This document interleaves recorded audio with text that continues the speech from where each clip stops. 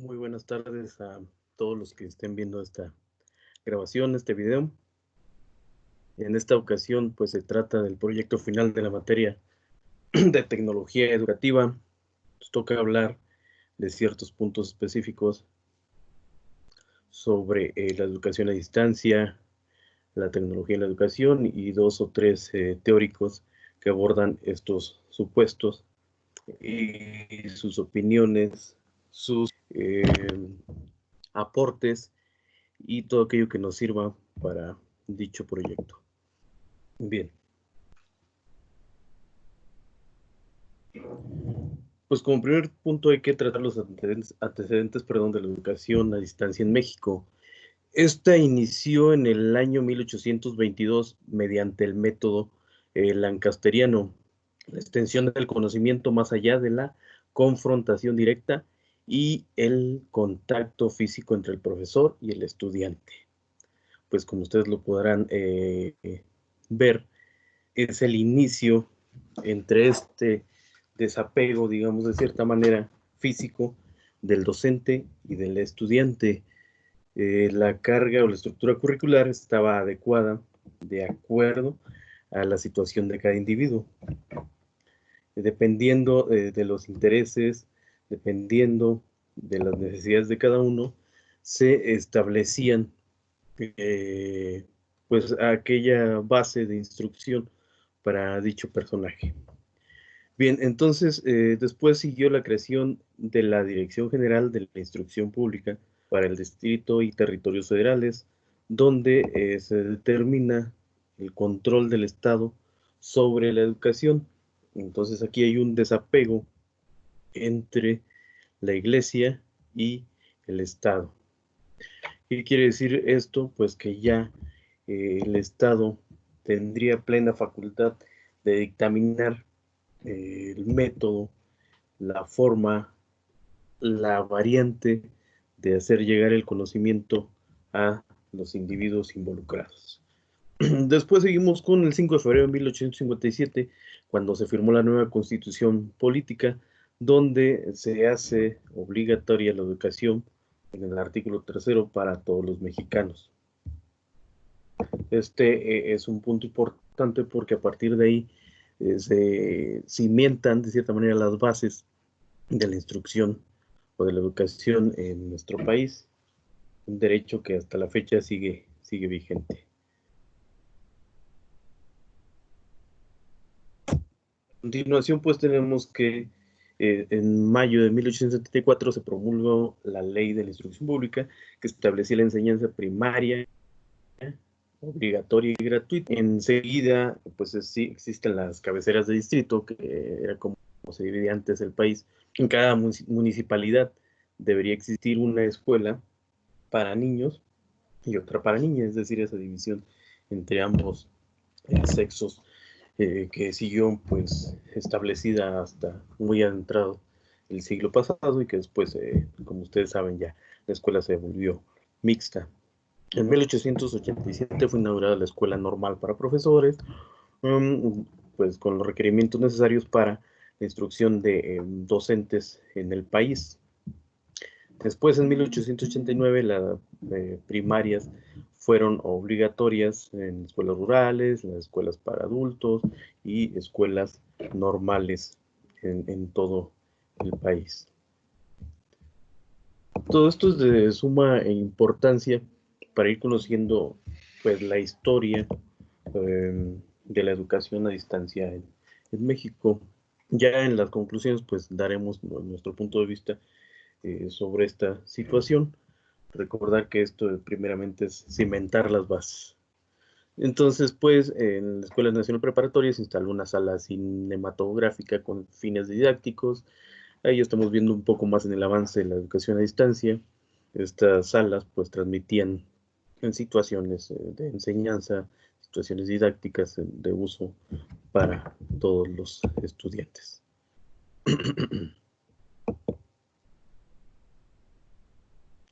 Después tenemos el periodo de 1920 a 1940, en el cual el gobierno realizó una importante labor editorial, eh, fabricó libros que servían al maestro y en especial el maestro rural, pues era una guía y una ayuda para la tarea relacionada a la escuela con la vida, pues como su nombre lo indica, era plenamente rural, entonces los personajes involucrados eran el docente y los campesinos. En 1921 pues se creó la Secretaría de Educación Pública, que se confrontaría plenamente al analfabetismo y a la ignorancia, en un combate de cierta manera que inició Vasconcelos ligado a esta cuestión de los libros en su cruzada contra el analfabetismo, pues dotando de libros a todo el país, los regalaban, se iban a lugares lejanos a pues repartir este conocimiento tan necesario y que hasta la fecha pues sigue rindiendo frutos. Pues el origen de la Universidad Abierta y a Distancia de la UNAM, que es un punto muy importante aquí, se remonta a las enseñanzas de Dewey, que es el aprender haciendo. En México existían misiones culturales que estaban formadas por expertos como un maestro, un agrónomo, un profesor de educación física y un trabajador social, que era el grupo básico. ¿Y cuál era la misión de estos? Pues consistía en propiciar el desarrollo integral de las comunidades rurales. Además estaba la publicación, como ya lo habíamos comentado antes, de El Maestro Rural, se convirtió en revista y había una vinculación entre los maestros, la Secretaría de Educación y la escuela encargada.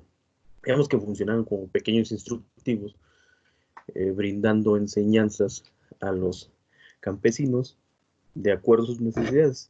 Este es el supuesto, ¿verdad? Entonces tenemos a continuación, pues que en 1931 se creó la oficina fotográfica y cinematográfica de la Secretaría de Educación Pública y se le encomendó la función de ejecutar los primeros trabajos de difusión artístico y educativa por medio del cine. También está la televisión, la educación, en 1952, donde se proyectaban ya a control remoto, pues emisiones en hospitales, pues proyectando algunas operaciones, algunas situaciones didácticas especiales entre los médicos y que funcionaba para enseñar y para comprobar la utilidad de este método a distancia. Después tenemos el proyecto de la Universidad Abierta de la UNAM. Este está fundamentado en la reforma de la educación superior, pero además atendió aspectos más concretos de la realidad social del país. Esto es importante, pues vemos cómo la reforma académica de la UNAM, el sistema abierto, tuvo los dos propósitos que comentaba, es dar alternativas de solución al problema de la masificación universitaria, es decir, que no se llenaran las universidades, puesto que no tenían abasto, entonces una situación cómoda sería esta educación a distancia y aparte pues era democratizar la enseñanza, es decir, que todos tuvieran pleno acceso a la educación universitaria, sin importar la distancia, sin importar la ubicación geográfica de cada uno de estos. Y bueno, pues el rector de la UNAM, Casanova, y cito aquí textualmente, mencionaba que era necesario crear un sistema dinámico de libre opción, tanto para las dependencias universitarias como para sus presentes y futuros estudiantes. Y decía que no se trató de construir otra universidad, sino de abrir posibilidades distintas de acceso a la población a la misma institución. Como les decía en la anterior diapositiva, no se trata de llenar una universidad que no se podía dar abasto, sino de, pues,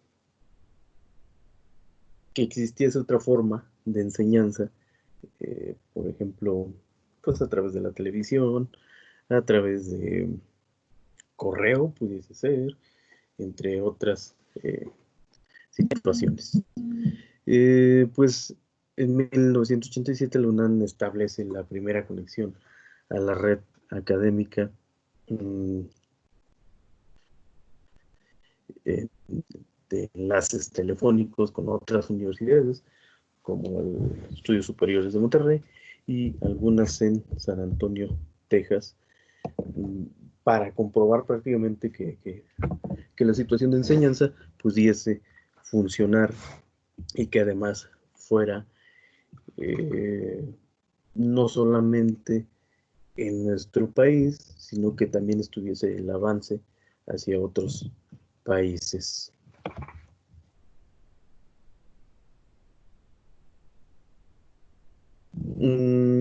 Después se dio la situación de los satélites, en más específico, pues el satélite Morelos, en el cual se trataba de, pues, ocupar esta nueva tecnología para transmitir conocimientos a partir de, bueno, la televisión satelital serviría pues el telecampus de la UNAM, donde se brindaban espacios abiertos para docentes y la impartición de sus materias.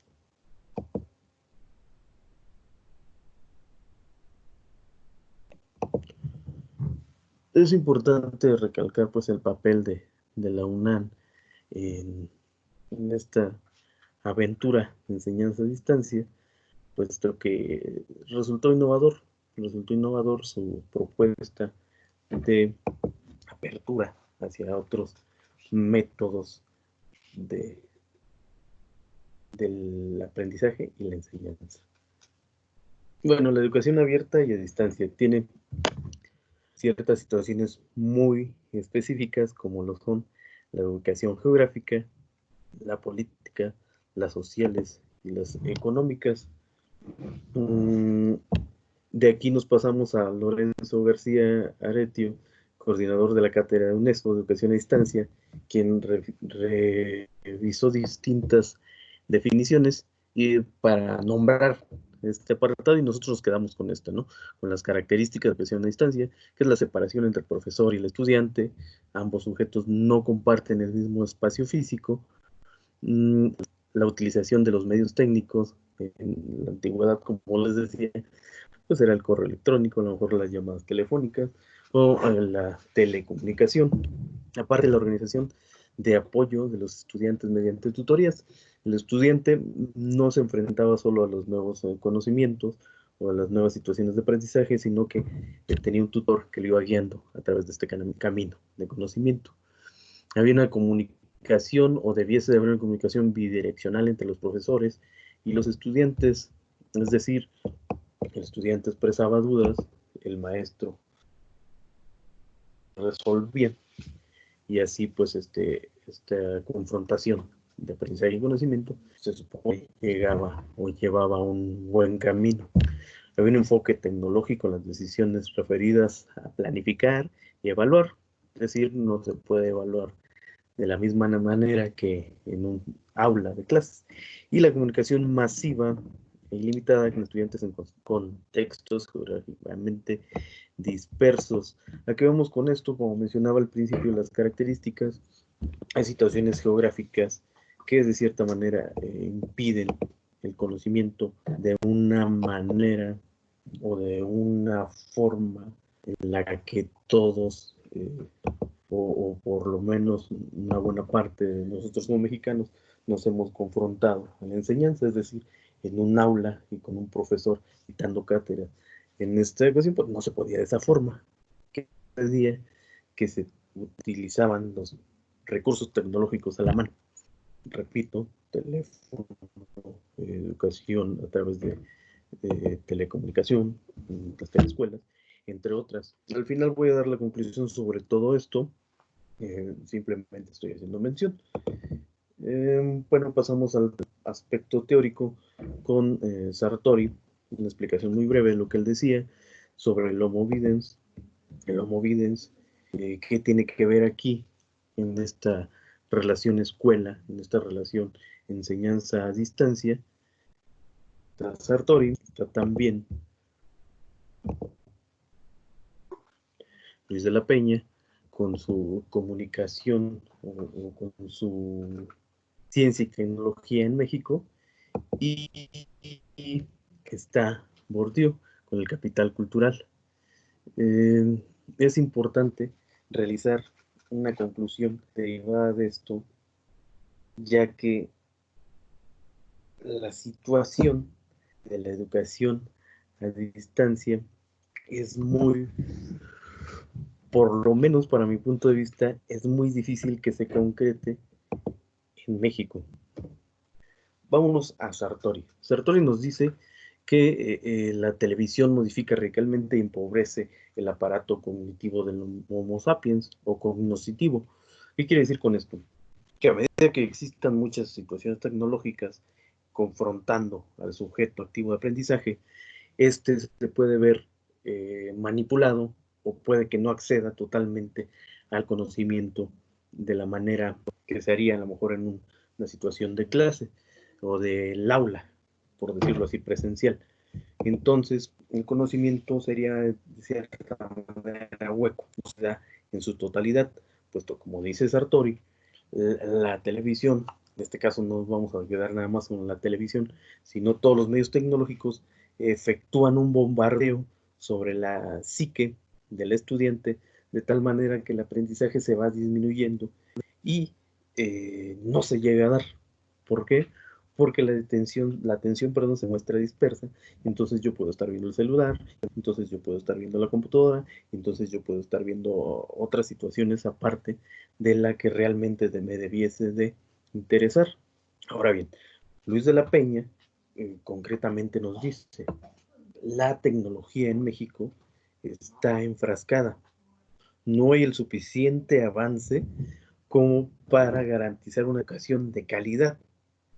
¿Por qué? Porque los mexicanos somos un país en vías de desarrollo y se invierte en tecnología muy mínimamente y aquellas inversiones son para situaciones que no son ya del uso concreto eh, de la situación presente.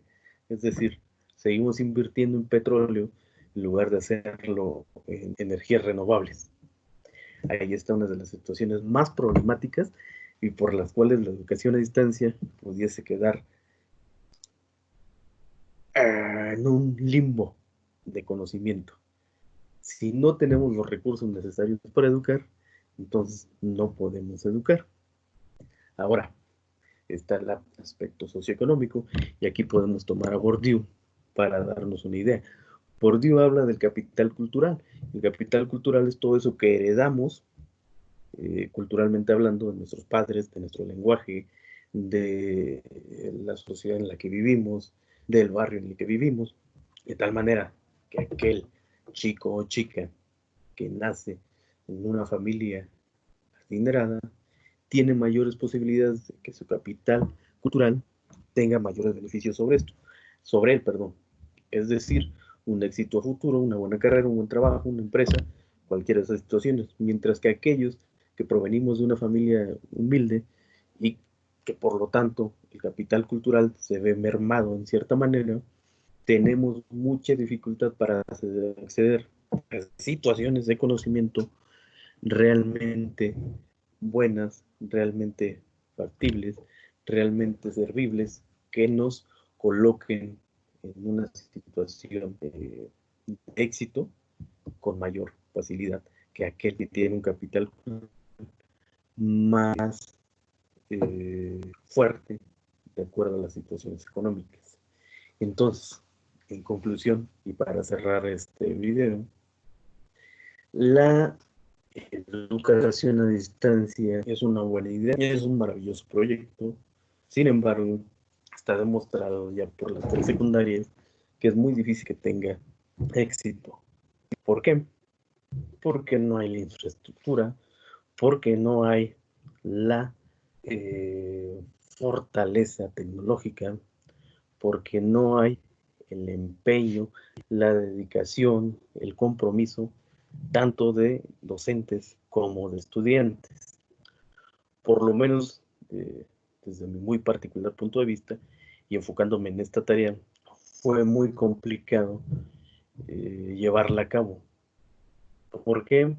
Pues debido a la situación de contingencia que estamos atravesando, claro que era necesario utilizar la tecnología, pero estamos abordando temáticas que no fueron explicadas y que en este caso se dio totalmente autodidacta la situación en algunos teóricos como Bourdieu, eh, el cual, pues con un video no vamos a comprender.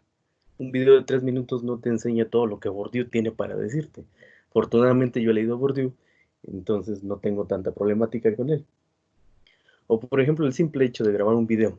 Es muy complicado para algunos estudiantes grabar un video y ni siquiera tener el apoyo docente para el mismo. Es decir, un tutorial no alcanza a satisfacer lo que un docente pudiese enseñar por medio de la palabra, del ejemplo, de una situación de aprendizaje ya bien especificada, ya bien clarificada y sobre todo sustentada. En fin, son situaciones a las que nos debemos de enfrentar, a las cuales nos debemos de rehuir y por lo tanto, pues como lleva por título mi proyecto, la educación a distancia es un sueño, un lindo sueño, pero que está muy distante todavía, hasta que nos prometamos tanto docentes como estudiantes, como gobierno, como toda la sociedad mexicana en general. Entonces, esto quedará pues deteriorado, esto quedará en un nivel muy básico, en un intento, pero nunca se concretará. Es importante entonces determinarnos, enfatizar qué es lo que deseamos y sobre todo comprometernos. Por mi parte ha sido todo. Mi nombre es Víctor Carmona Castillo. Este proyecto final para la materia de tecnología. Gracias.